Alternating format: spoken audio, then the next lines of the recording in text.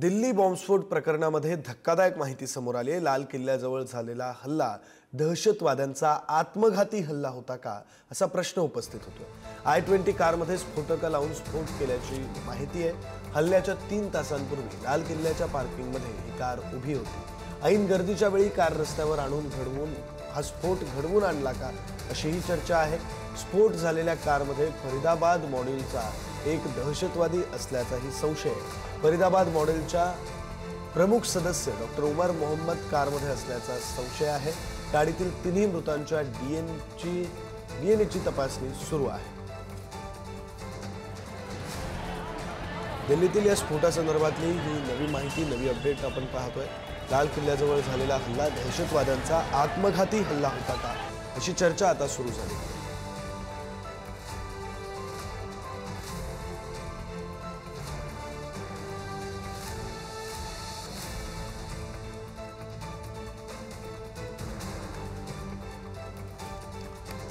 या संदर्भात बोलण्यासाठी आपले 2 प्रतिनिधी आपल्यासोबत जोडले जात आहेत। दिल्लीमधून आपले प्रतिनिधी शिवाजी काळे आपल्यासोबत आहेत, तर मुंबईमधून शिल्पा नरवडे आपल्यासोबत आहेत।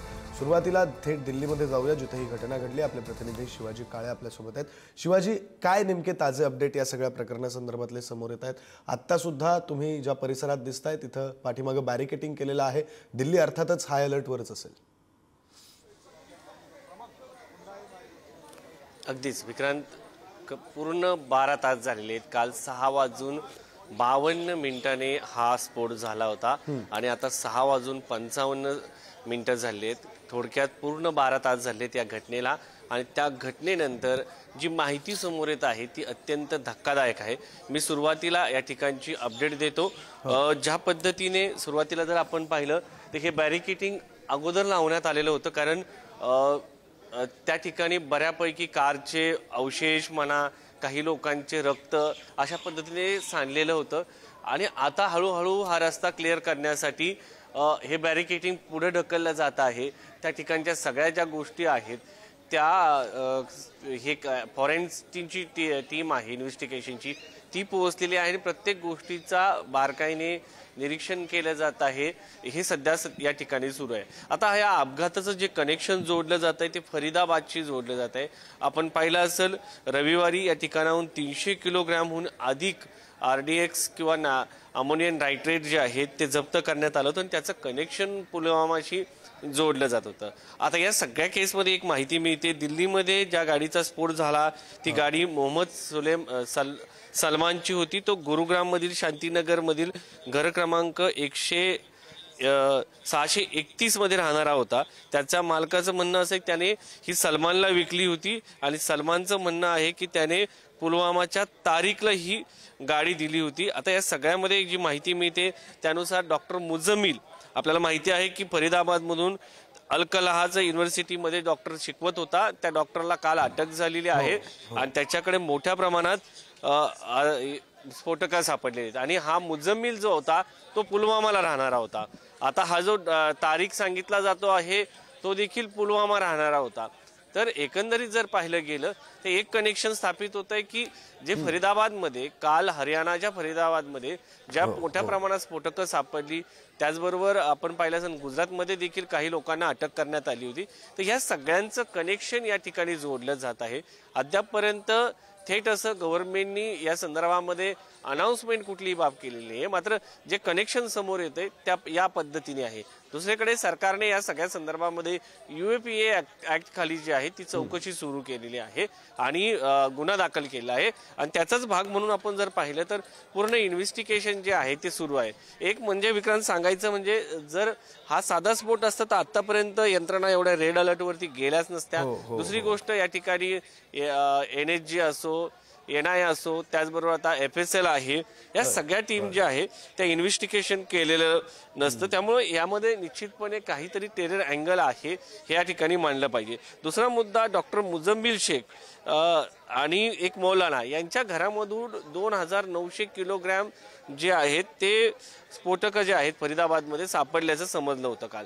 तर यामध्ये वेगवेगळ्या प्रकारचे स्फोटकं जे आहेत ते समोर आले होते, त्यापैकी एक असल्याचं दिसून येते। दुसरं बाब म्हणजे अमोनियम नायट्रेट जे फरीदाबादमध्ये सापडलं होतं त्यातील एक त्यांचा साथीदार असलेला मोहम्मद या सगळ्याच्यामध्ये गाडी चालवत होतं का, असे प्रश्न या निमित्ताने उपस्थित होतात. अद्यापपर्यंत या संदर्भामध्ये अधिकृत अशी कोणतीही माहिती समोर आलेली नाही. मात्र डॉक्टर उमर मोहम्मद हा गाडी चालवत असल्याची शक्यता आहे आणि त्या दृष्टिकोनातून जर पाहिलं गेलं तर सध्या जी आहे या सगळ्या अँगलनी चौकशी सध्या सुरू आहे.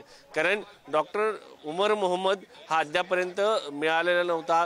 काही लोक जे 2 साधारण व्यक्ती जे होते त्यांना अटक झाली होती. डॉक्टर उमर मोहम्मद जे आहे त्याला अटक झालेली नव्हती आणि त्याने हा आत्मघाती हल्ला केला का, हा एक मुद्दा या ठिकाणी उपस्थित होतो.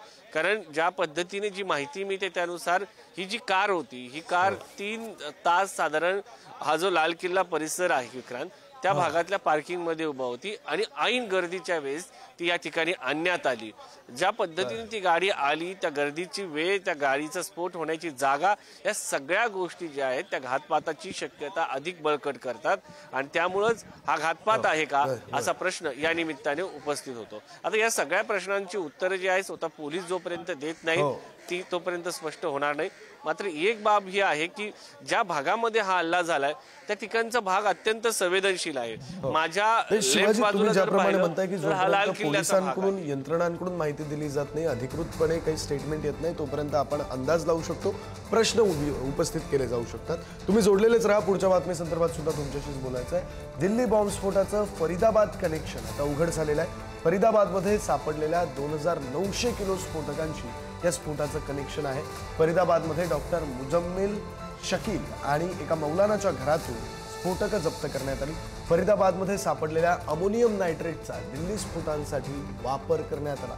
दिल्लीतील स्फोटामध्ये आयईडीचा नव्हे तर अमोनियम नायट्रेटचा वापर करण्यात आला. स्फोट झालेल्या कारवर फरीदाबादमध्ये दंडात्मक कारवाई सुद्धा झालेली होती. छापेमारीनंतर स्फोटकं नेण्यासाठी कारचा वापर झाल्याची माहिती आहे. कारचा मालक तारिक आणि मुज्जमिल हे दोघंही पुलवामाचे होते. पुन्हा एकदा जाऊया, आपले प्रतिनिधी शिवाजी काळे आपल्यासोबत आहेत.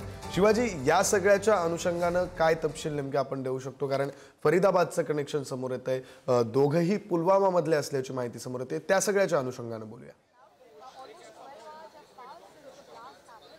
अगदीच, कारण मुजम्मिलला जेव्हा अटक करण्यात आली त्याच्यासोबत एक मौलाना होता आणि अजून एक व्यक्ती जो डॉक्टर मोहम्मद म्हणून समोर येतोय, तो अजूनही फरार आहे. तो नक्की कुठे आहे असा प्रश्न या निमित्ताने उपस्थित होतो. आणि ज्या पद्धतीने हा जी सलमानची गाडी आहे त्याने तारिकला विकली, तारिक हा पुलवामाचा होता आणि जे डॉक्टर शकील आहेत त्यांचं कनेक्शन, भले त्यांना फरीदाबादमधून स्फोटकासह अटक झाली असेल, त्याचं कनेक्शन देखील आपण पाहिलं गेलं तर ते जम्मू काश्मीरच्या पुलवामाचं येते. दोन्ही कनेक्शन सारखे आहेत. त्याचबरोबर या गाडीचा जो तारीख आहे तो देखील पुलवामाचा आहे. त्यामुळे या सगळ्या बाबतीमध्ये प्रश्नचिन्ह उपस्थित होतं आणि हे कनेक्शन जम्मू काश्मीरमध्ये जातं. आता हे सगळे जे व्यक्ती आहेत जे अटक करण्यात आलेले आहेत त्यांच्याकडनं साधारण 2900 किलोग्रॅमचे स्फोटकं हाती घेतलेले आहेत. त्याचबरोबर काही रायफल देखील मिळालेल्या आहेत. तर हे सगळ्या बातम्या काल येत असताना अचानक काल अशा साधारण जर 7 वाजेच्या दरम्यान स्फोट झाला आणि त्या स्फोटमध्ये तारिकचं नाव समोर आलं. तारिक हा जम्मू काश्मीरतील पुलवामा या ठिकाणचा रहिवासी आहे, जे पहलगामच्या अगोदर आणि श्रीनगरमधून साधारण 100 किलोमीटरच्या अंतरावरती हा भाग आहे. पुलवामा आपल्याला माहिती आहे की 14 फेब्रुवारीला याच ठिकाणी स्फोट झाला होता. त्याच भागातील हा तारिक आहे. डॉक्टर शकील देखील आहे. त्याची गर्लफ्रेंड डॉक्टर शाहीन ही देखील त्याच ठिकाणची आहे. तिला देखील अटक करण्यात आलेली आहे. तर या सगळ्या अँगलनी सध्या चौकशी सुरू आहे आणि या सगळ्यामधून एक माणूस मिस होता, तो म्हणजे डॉक्टर उमर मोहम्मद. आता डॉक्टर मोहम्मद जो आहे तो नक्की कुठे आहे याची माहिती मिळालेली नाही. आता या सगळ्या दृष्टिकोनातून पोलीस जे आहेत डॉक्टर मोहम्मद यानेच हा आत्मघाती हल्ला केला का असाच तपास सध्या करताना पाहायला मिळत आहे. त्याचसाठी जे डेड बॉडीज मिळालेल्या आहेत त्याचा DNA टेस्ट सध्या सुरू असल्याचं समजतंय आणि त्या DNA टेस्ट झाल्यानंतर खऱ्या अर्थानं समजेल की याच्यामध्ये जे मृत पावलेले व्यक्ती आहेत त्यांचा संबंध कसा आहे. बहुतांश व्यक्ती यामध्ये जे मृत पावलेले आहेत ते उत्तर प्रदेशमधील असल्याचं समजतंय. बाकी जे काही लोक आहेत त्यांची माहिती अद्यापर्यंत उघड झालेली नाहीये. त्यामुळं डॉक्टर मोहम्मद जो या सगळ्या कनेक्शनमधून मिस आउट आहे त्यानेच हा आत्मघाती हल्ला केला का असा प्रश्न या निमित्ताने उपस्थित होतो. विक्रांत, बरं शिवाजी, जोडलेले राहाच, कारण आपल्याला याच सगळ्या बातम्यांसंदर्भात पुढे सुद्धा बोलायचं आहे. दिल्लीतील लाल किल्ला परिसरामध्ये कारमध्ये भीषण स्फोट झाला. स्फोटामध्ये 8 जणांचा मृत्यू झालाय तर 30 जण जखमी झाल्याची माहिती आहे। कारमध्ये झालेल्या स्फोटामुळे 12 वाहनं जळून खाक झालीत। लाल किल्ला परिसरातील स्फोटामागे घातपाताची शक्यता आहे। स्फोटानंतर दिल्लीसह देशातील प्रमुख शहरांमध्ये आता हाय अलर्ट जारी करण्यात आलाय। स्फोट प्रकरणी दिल्ली पोलिसांनी एका संशयिताला ताब्यात घेतले। स्फोटानंतर नागरिकांची जीव वाचवण्यासाठीची पळापळ सुरू आहे। सीसीटीव्ही फुटेज सुद्धा समोर आले।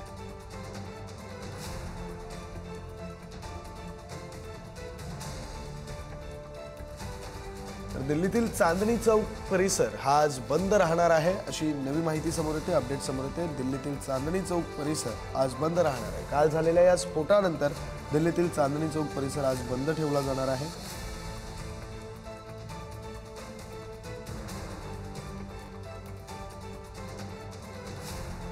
या संदर्भात बोलण्यासाठी आपले प्रतिनिधी शिवाजी काळे आपल्यासोबत दिल्लीतून आहेत। पुन्हा एकदा शिवाजी यांच्याकडे जाऊया। शिवाजी, काल स्फोट झालेला आहे, दिल्ली हादरलेली आहे। केवळ दिल्ली हादरली असं नाहीये, संपूर्ण देश हादरलेला आहे। संपूर्ण देशभरात महत्त्वाच्या शहरांमध्ये हाय अलर्ट आहे। दिल्लीमध्ये चांदणी चौक परिसर आज बंद असणार आहे अशी अपडेट समोर येते। खरं तर चांदणी चौक परिसरच आहे की मग आणखी काही भागांसाठी असा अलर्ट जारी करण्यात आलाय? काय नेमके तपशील आहेत दिल्ली संदर्भातले? खरं तर हा जो भाग स्फोट झालेला आहे तो भाग समजून घेणं गरजेचं आहे। हा इकडच्या माझ्या डाव्या बाजूला मी जिथे उभा आहे त्या डाव्या बाजूला दिल्लीचा लाल किल्ला आहे। हा लाल किल्ला पाहण्यासाठी देशभरातून लोक या ठिकाणी येत असतात आणि लाल किल्ला पाहिल्यानंतर जर आपण पाहिलं तर शॉपिंग करण्यासाठी जो भाग आहे त्याला चांदणी चौक म्हणतात। त्या ठिकाणी चायना मार्केट आहे, सायकल मार्केट आहे, वेगवेगळी घड्याळं स्वस्त मिळतात, त्याचबरोबर सीसीटीव्ही मार्केट आहे, असं हे पूर्ण मार्केट आहे। समोर झालेला हा स्फोट आहे आणि इकडे त्याच्या लेफ्ट बाजूला तुम्ही जे पाहताय त्याच बाजूला चांदणी चौकचं मार्केट आहे। हे समोर मंदिर आहे, हे पेशवेकालीन मंदिर आहे। पेशव्यांनी या मंदिराचा जीर्णोद्धार केला होता असं सांगितलं जातं। तर या बाजूला ज्या ठिकाणी आपले व्हिडिओ जर्नलिस्ट अनिल कपूर दाखवत आहेत त्या बाजूला हे मार्केट आहे आणि हे मार्केट काल बंद ठेवण्यात आलं होतं। स्फोट झाल्यानंतर ताबडतोब लोकांनी हे उत्स्फूर्तपणे बंद ठेवलं होतं कारण ते गरजेचं होतं। सुरक्षेच्या दृष्टिकोनातून त्यांनी ते बंद केलं, ताबडतोब गरीब केली, आपले जीव मुठीत घेऊन लोक।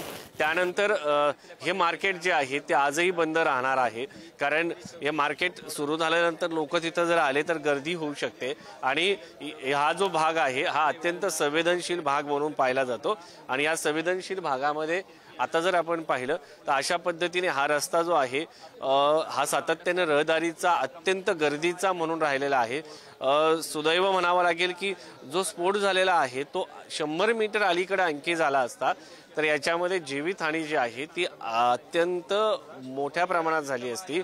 खरी तर ही दुर्घटना आहे, त्याला सुदैव म्हणता येणार नाही, मात्र ती मागे झाली असंच म्हणावं लागणार आहे कारण ही जराही अलीकडे ही घटना घडली असती तर याच्यामध्ये मृत्यू झालेल्या लोकांची संख्या, नागरिकांची संख्या ही अधिक असते 100 मीटर मागे झाल्यामुळे। कारण हा जो समोरचा चौक आहे या चौकामध्ये आपण जर पाहिलं तर मोठ्या प्रमाणात लोक जे आहेत ते या ठिकाणी उभे असतात। हा जो चौक आहे या चौकामध्ये लोक येतात आणि समोर जी दिल्ली लाल किल्ला आहे त्या लाल किल्ल्याचा फोटो आपल्या मोबाईलमध्ये घेण्याचा प्रयत्न करतात। लाल किल्ल्यामध्ये आपण समोर उभं राहून मोबाईलवरून फोटो घेण्याचा प्रयत्न करतात। तर हे अशा पद्धतीने लोक जे आहेत ते या ठिकाणीवरून मोठ्या प्रमाणात गर्दी करतात। संध्याकाळी 6-7ची वेळ साधारणपणे जर विचार केला तर जे लोक असतात घरी जाणारे ते देखील या ठिकाणी असतात आणि याच बाजूला मेट्रो स्टेशन देखील आहे आणि त्याच मेट्रो स्टेशनच्या अगदी समोर लाल किल्ल्याचं जे पोलीस स्टेशन आहे त्याच्या अगदी उजव्या बाजूला समोर मेट्रो स्टेशन, समोर मंदिर, त्याच्या थोडं पुढे गेलं की गुरुद्वारा आहे। अत्यंत संवेदनशील भाग आहे विक्रांत हा आणि त्या ठिकाणी हा स्फोट झालेला आहे। थोडं जरी अंतर पुढे असतं 100 मीटर, मी तुम्हाला सांगतो की या ठिकाणी याच्यापेक्षा मोठी जीवितहानी झाली असती कारण तो चौक जो आहे त्या चौकामधून लोक सातत्यानं चांदणी चौककडे, दिल्लीच्या लाल किल्ल्याकडे, या ठिकाणी राजघाटकडे, त्यानंतर पुढे जर पाहिलं तर या ठिकाणचे जे इतर मार्केट आहेत त्या मार्केटमध्ये सातत्यानं जाताना पाहायला मिळतात। आणि खरं तर संध्याकाळची वेळ जी असते, आता सध्या थंडी सुरू झालेली आहे, एक आल्हाददायक वातावरण पाहायला मिळतं, त्यामुळे मोठी गर्दी या ठिकाणी पाहायला मिळत असते। विक्रांत, खरं शिवाजी, तुम्ही दिलेल्या माहितीनंतर आता एक मात्र लक्षात येते की हा जो सगळा परिसर आहे तो अत्यंत रहदारीचा परिसर आहे। तुम्ही